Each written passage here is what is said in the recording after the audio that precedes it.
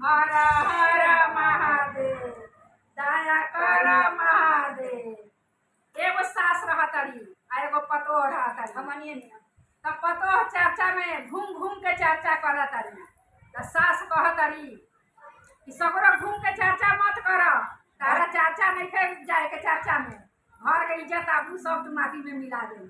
तो कैसे मना करतरी, तो कैसे कहतरी सास पतोह के? तो जाके शिव गुरु से जाके प्रार्थना करो तारी। हाँ, कैसे कहतरी अपना भोलेनाथ से, अपना शिव गुरु से? चर्चे करनवाना ए शिव गुरु चर्चे करनवाना, चर्चे करनवाना ए शिव गुरु चर्चे करनवाना। सासू मरले बाई बेलनवा शिव गुरु चर्चे करनवाना। सासू मरले बारी बेलनवा शिव गुरु चर्चे करनवाना, चर्चे करनवाना ए शिव गुरु चर्चे करनवाना। सासू मरले बारी बेलनवा शिव गुरु चर्चे करनवाना। सासू मरले बारी बेलनवा शिव गुरु चर्चे करनवाना।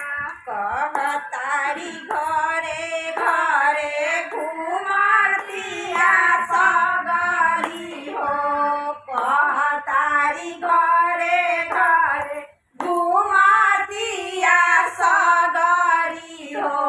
घरवा के इज्जत डूबवले बिया पगली हो, घरवा के इज्जत डूबवले बिया पगली हो। चर्चे करनवाना जय शिव गुरु चर्चे करनवाना, चर्चे करनवाना ए शिव गुरु चर्चे करनवाना।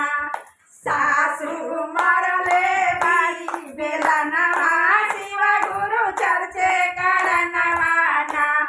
सासू मरले बारी बेलनवा शिव गुरु चर्चे करनवाना, चर्चे करनवाना ए शिव गुरु चर्चे करनवाना, चर्चे करनवाना ए शिव गुरु चर्चे करनवाना।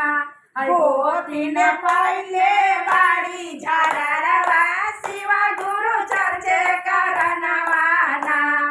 गोदिन पहले बारी झागरवा शिव गुरु चर्चे करनवाना। कहतारी घरे घरे घुमतारी सगरी हो, कहतारी घरे घरे घुमतारी सगरी हो।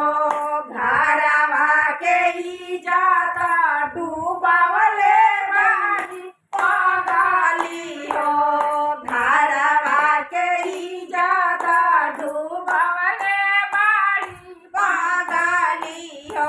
चर्चे करनवाना ओ शिव गुरु चर्चे करनवाना, चर्चे करनवाना ए शिव गुरु चर्चे करनवाना। गोदिन पहले बारी झागरवा शिव गुरु चर्चे करनवाना। ननद पहले बारी झागरवा शिव गुरु चर्चे करनवाना, चर्चे करनवाना ओ शिव गुरु चर्चे करनवाना, चर्चे करनवाना ए शिव गुरु चर्चे करनवाना। ननद पहले बारी झागरवा शिव गुरु चर्चे करनवाना।